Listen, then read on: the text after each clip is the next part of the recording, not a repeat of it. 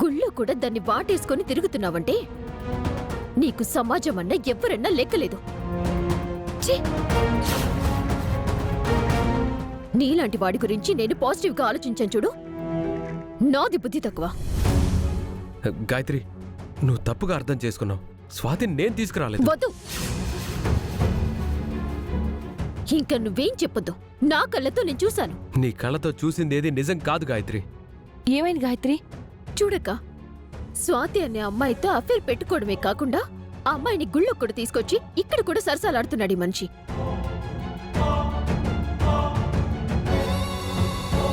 ఇలాంటి వాడు నా జీవితంలో ఉంటే ఏంటి, లేకపోతే ఏంటి?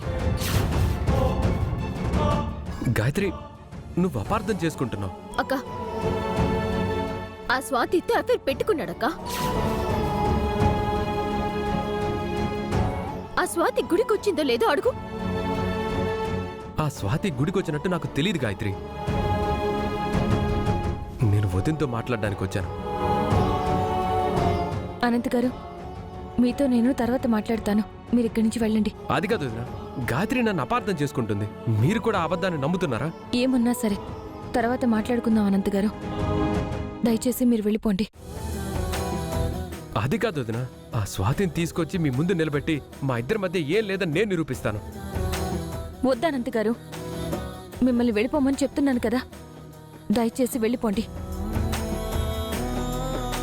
సరే వదినా, ఈ ప్రాబ్లమ్స్ అన్ని తర్వాత మాట్లాడుకుందాం. మీతో వేరే అర్జెంట్ మ్యాటర్ ఒకటి మాట్లాడాలి. ఇప్పుడేం వద్దు అనంత్ గారు, మీరు ఇక్కడి నుంచి వెళ్ళండి. చెప్తున్నాను కదా.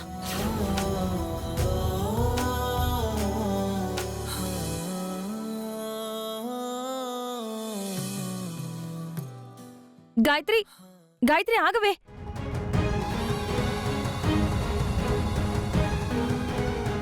హలో మేడం, మనం అనుకున్న ప్లాన్ వర్కౌట్ అయింది.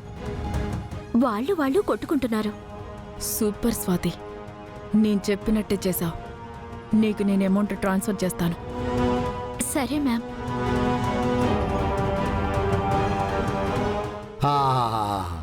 నా కోడలు 24 క్యారెట్స్ మేలివి బంగారం.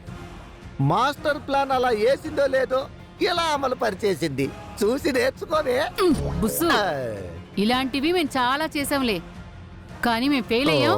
అది పాస్ అయింది అంతే. ఆహా, నీ సక్సెస్ మాత్రం తను ఒప్పుకోదమ్మా. సక్సెసా? వంటకు చేసుకో. నాన్న, ఈ విషయం గురించి మాట్లాడకండి. అవును, మనం ఎందుకు మాట్లాడాలి? మనకేం తెలుసు? పదవే. పద.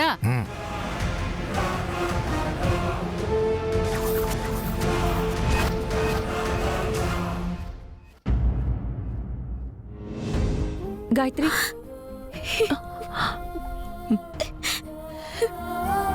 బాధపడకు గాయత్రి. అనంత్ గారు అలాంటి వారు అనుకోలేదు. ఇన్ని రోజులు మీ మధ్య చిన్న చిన్న మిస్అండర్స్టాండింగ్స్ వల్ల గొడవలు జరుగుతున్నాయి అనుకున్నాను. కానీ మీ గొడవలకి, మీ సమస్యలకి కారణం అనంత్ గారి జీవితంలో వేరే అమ్మాయి ఉందని తెలీదు. అక్క, ఇన్ని రోజులు నువ్వు ఇంట్లో లేవు. నువ్వు తిరిగి వచ్చిన తర్వాత నీతో ఈ విషయం షేర్ చేసుకుందామంటే అసలు ఈ గొడవల్లో పడి నీకు ఈ విషయం చెప్పలేకపోయానక్క. గాయత్రి, బాధపడకే. అసలే నువ్వు వట్టి మనిషివి కూడా కాదు. ఇలా ఏడవకూడదు. సుందరికి ఎలాగైనా నేను తిన్న ఈ సగం ప్రసాదం ఇవ్వాలి. అమ్మో, నేను ఇప్పుడు వెళ్తే సుందరికి ప్రసాదం ఇవ్వడం కాదు, గాయత్రి నన్ను చడమడా తిడుతుంది. సుందరికి ఎలా ఇవ్వాలి? రే, ఈ ప్రసాదం తీసుకెళ్ళి అదిగో అక్కడ నా సుందరి కనబడుతుంది కదా, తనకివ్వరా? నువ్వే వెళ్ళి ఇయ్యొచ్చు కదా. ప్లీజ్ రా, ఈ ప్రసాదం ఇవ్వరా. నేను ఇవ్వడం కుదరదు.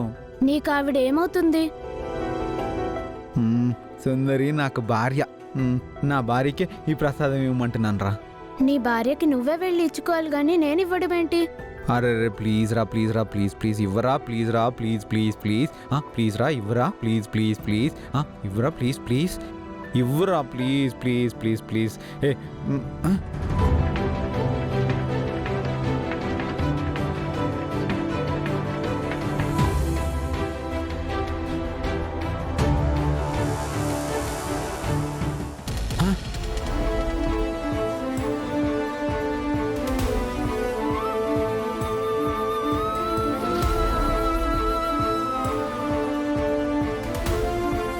వచ్చావా? ఇక్కడికి వచ్చావా?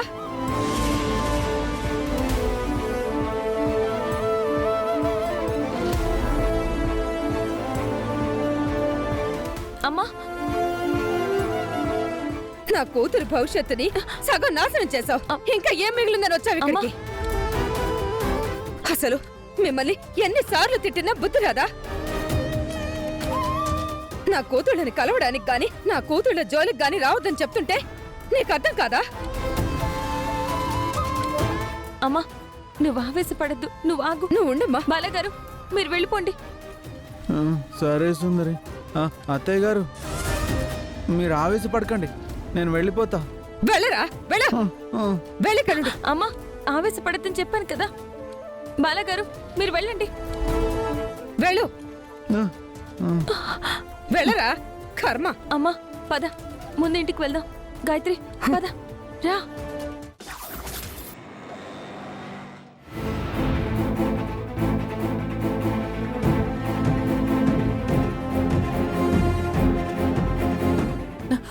అనంత్, వెళ్ళిన పని ఏమైంది? త్రిపురని కలిసావా? మాట్లాడావా? నిన్నే అనంత్. వెళ్ళాను కానీ మాట్లాడడం కుదరలేదు. అదేంట్రా, ఒక పక్కేమో ఫణిని ఎండీని చేయటానికి అత్తయ్య అన్ని ఏర్పాట్లు చేస్తున్నారు. ఏం చేయాలో నాకేమీ అర్థం కావడం లేదు. నేనంత మాట్లాడదామని ట్రై చేసినా ఆ అవకాశం రాలేదు. అక్కడ గుడికి వచ్చిన స్వాతిని నన్ను చూసి గాయత్రి అపార్థం చేసుకుంది. బాధపడకు నాన్న, తనే అర్థం చేసుకుంటుంది. నువ్వెలాంటి వాడివో మాకు తెలుసు. కానీ ఇప్పుడు ఈ ఎండీ విషయం త్రిపురకి ఎలా చెప్పాలి?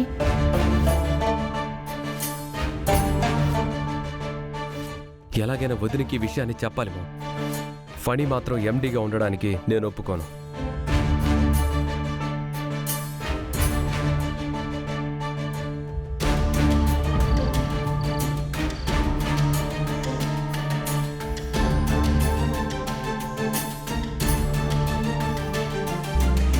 నిన్న అనంత్ గారు మా ఇంటికి వచ్చినప్పుడు ఈ చైన్ అక్కడ మర్చిపోయారు.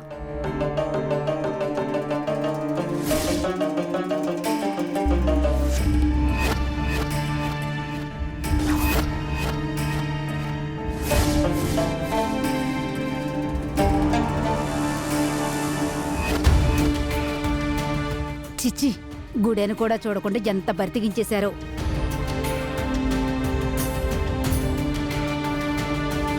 నీలాంటి చీటర్ని నేను ప్రేమించానని తలుచుకుంటేనే నా మీద నాకే అసహ్యం వేస్తోంది.